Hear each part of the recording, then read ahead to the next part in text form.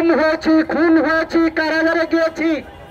আমাদের একটা দাবি ছিল বাংলাদেশের মানুষের ভোটের যেই আহ্বান, সেই ভোটের আহ্বান নিশ্চিত হবে।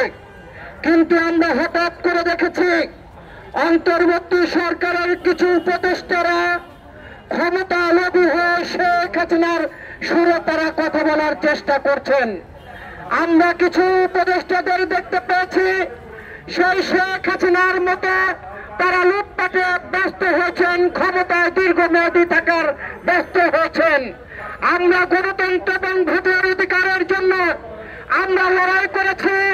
আমরা যখন ভোটের কথা বলতাম শেখ হাসিনা তাহাজ্জুদের নামাজ পড়ে দিনের ভোট রাতে করতেন, সেই অবস্থা বর্তমানে আমরা দেখতে পাচ্ছি।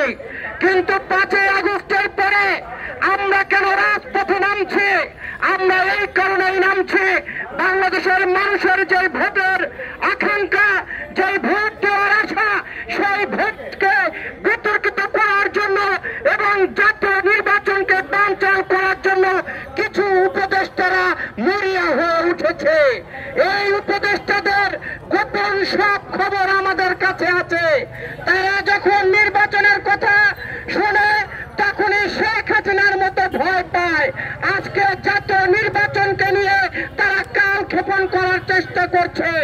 আমরা তাদেরকে বলতে চাই, বাংলাদেশের মানুষের রক্তের উপর দাঁড়িয়ে যারা ক্ষমতায় আছে তারা যদি জনগণের সঙ্গে প্রতারণা করে, গত 17 বছরে শেখ হাসিনা বাংলাদেশের মানুষের সাথে প্রতারণা করে গণভবনের যে অবস্থা হয়েছে, এই সকল উপদেষ্টাদের অবস্থা সেরকমই হবে। শেখ হাসিনা তো দাদাবাবুর কাছে আশ্রয় নিয়েছেন। অন্তর্বর্তী সরকারের অনেক উপদেষ্টারা দাদাবাবু বলেন আর মামাবাবু বলেন, কোথাও যাওয়ার সুযোগ হবে না। এদেশের জনগণ প্রতিটি সীমান্তে, প্রতিটি বিমানবন্দরে পাহারা দেবে।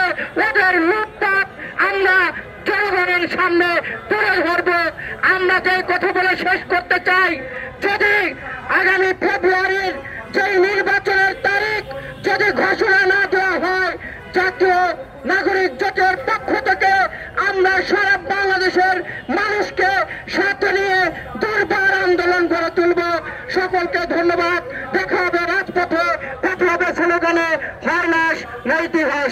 এ পর্যায়ে বক্তব্য নিয়ে আসবেন আমাদের সকল প্রিয় আমজনতা দলের সদস্য সচিব তারেক রহমান। অনেক ধন্যবাদ।